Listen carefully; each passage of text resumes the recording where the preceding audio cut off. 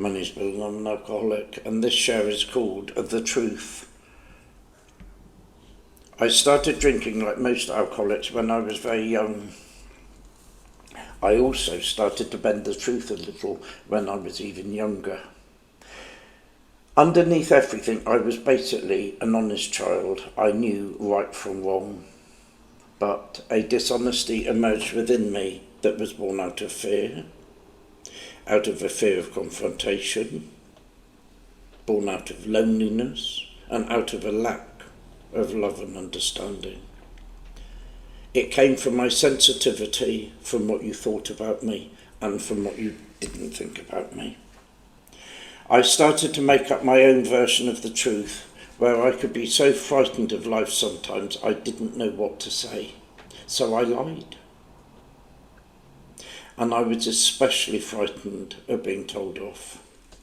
Even at that early age, I recognised that my very future depended upon me and no one else. Self-preservation and my own survival rested squarely upon my shoulders, and that self-preservation started by the time I was maybe 8 or 9 years old. Dishonest was not how I saw myself. It's not really who I was. It's not who I am now. But ultimately, I now recognise that I used to use dishonesty as a survival instinct, as a need, where it became imperative in order for me to rise above whatever life threw at me. Alcoholism is not just about drinking too much, it's about creating a barrier around you. It's about defending yourself against life's imperfections. Life is never perfect, nor will it ever be, not for me or for anyone. But seen through the eyes of an alcoholic, imperfections of others come over as a lack of love and a lack of understanding. Those imperfections come over as hurtful, and they create an aloneness that runs through the veins of alcoholics. I had one constant in my life of knowing that I didn't fit in. All my life I knew deep down I was basically on my own. It was me against the world.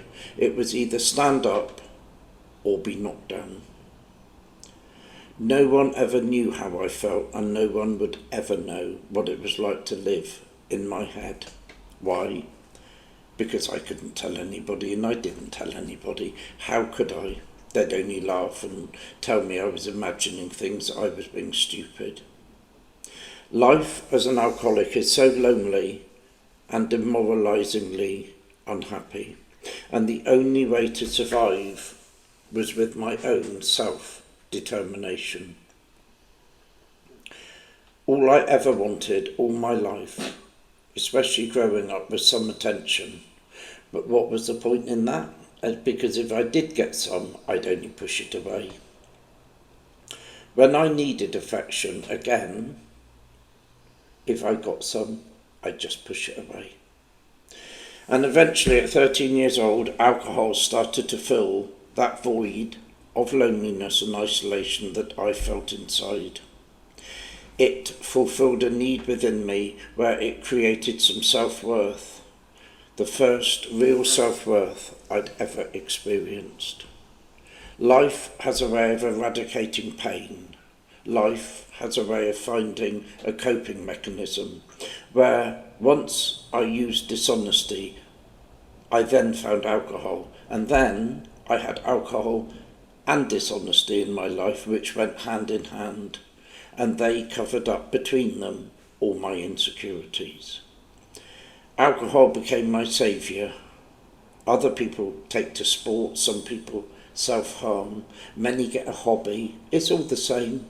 They all give relief where nothing else does, but the relief only works for a while, where the medicine, albeit hobbies or drinking or self-harm, has to be repeated regularly. Truth, for me, was not the truth I saw in others. My truth and my lies, my half-truths, my innuendos were how I survived. I didn't see dishonesty at the time as a coping skill, but I did use it as a way of rising above the pain of living in this world. Alcohol, self-harm, gambling, drug taking are all about relief. They are all about rising above the pain that life throws at us. So if I lie to you, it's not about dishonesty, it's about love. It's about filling the place where understanding and love should have been all my life.